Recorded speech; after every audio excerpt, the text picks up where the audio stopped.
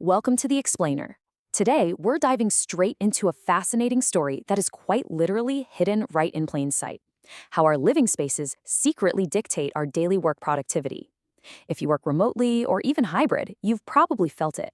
That creeping, heavy exhausting at the end of the day, even when you haven't left your apartment.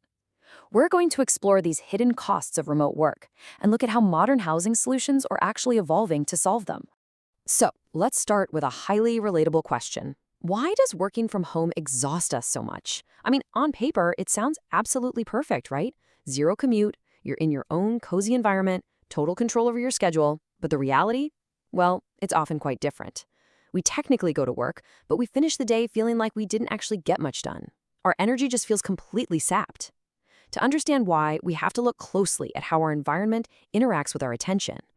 Okay, let's dive into this. The folks over at Side Hustle Quest came up with this brilliant analogy that perfectly captures this feeling. They say it's a bit like Easter chocolate sitting on the kitchen bench.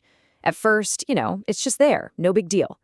Then you grab one egg, then another. Then suddenly the whole thing's gone and you don't even remember eating half of it.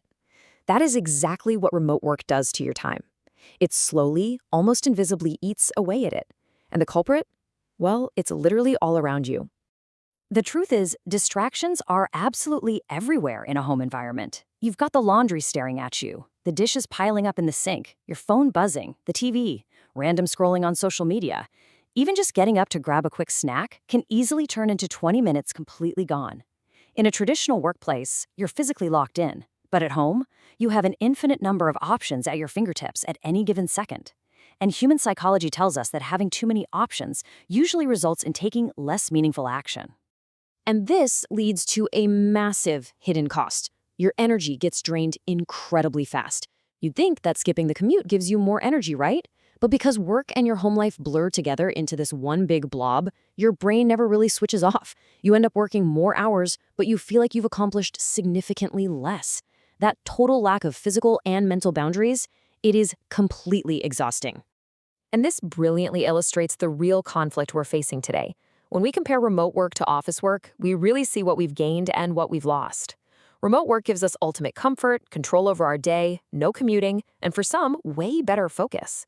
But look at what traditional office work still offers: quick discussions, easy collaboration, a daily consistent routine, and most importantly, a clear physical separation between work and personal life. We secretly miss those boundaries, but there's no way we want to give up the flexibility of working remotely. So how do we actually fix this? Well, we have to rethink our spaces entirely. Urban design thinker John Gell famously said, "First life, then spaces, then buildings. The other way around never works." This is a major paradigm shift. For way too long, we've tried to force our remote work lives into bad spaces, working from couches, dining tables, cramped bedrooms. But according to Gell's logic, we shouldn't adapt to bad spaces. The space must adapt to us and how we actually live and work today. Section 1. Housing as a lifestyle system. The modern boarding house. This brings us to a really fascinating evolution in urban real estate. Housing is now having to function as a complete lifestyle system. Smart young renters are no longer chasing raw square footage. They're looking for functional systems. I mean, finding a place to stay used to be a basic checklist: affordable rent and a bed. But today, a single room has to do the heavy lifting of a full lifestyle stack. It must serve as a dedicated ergonomic workspace, a quiet daily recharge zone, a professional-looking background for video calls, and a private corner for deep, uninterrupted work. Now, what's really interesting about this slide is how visually different a modern boarding house interior is from your traditional cramped apartment. It's designed for urban living and low-friction remote work. Look at the natural light, the clean lines, the dedicated workspace integrated right into the room itself.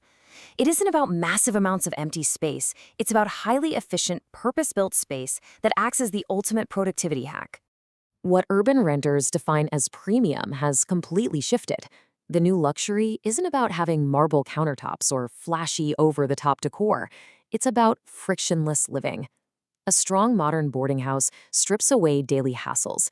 It helps you start work faster, sleep better, feel safer, and spend significantly less time solving totally avoidable everyday problems. Let's walk through the actual logic drop here. When you compare a basic rental room to a modern boarding house side by side, you can mathematically see why the boarding house definitively beats the basic rental for remote workers.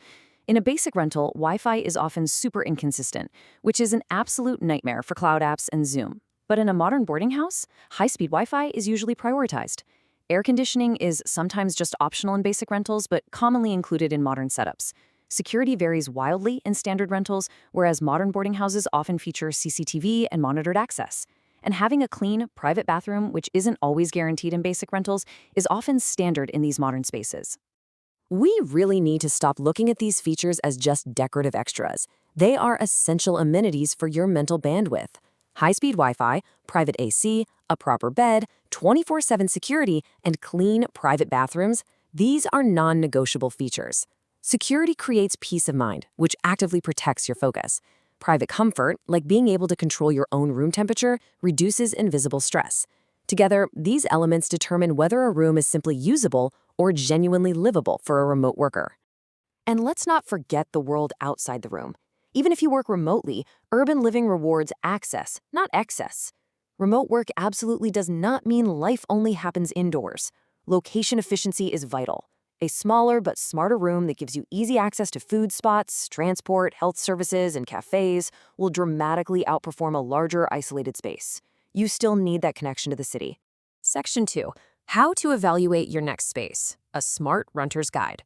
So the crucial point is, how do you actually find a space that supports this kind of productive lifestyle? It comes down to following 3 simple steps before you sign any lease. Step 1.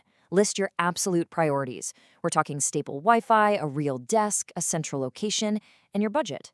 Step 2. Visit the space at the right time. Don't just go in the quiet middle of the day. Check it out during active, noisy hours to spot any hidden friction. And step 3. Test your workday. Mentally walk through a normal Tuesday. When you test your workday, you need to ask yourself the reality test. Can you work comfortably in this space for 3 straight hours? Imagine that normal Tuesday. Where exactly are you going to sit during a morning call? Is there enough natural lighting? Can you actually rest well at night?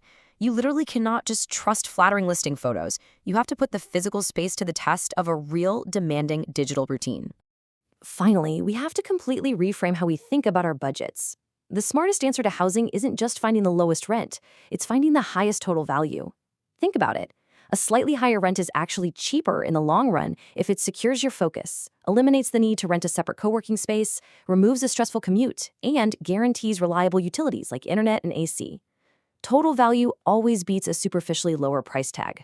As remote and hybrid routines continue to shape our behavior, we simply have to demand better from the spaces we inhabit. The smartest housing choice is the one that effortlessly supports your morning login, your midday reset, and your late-night return.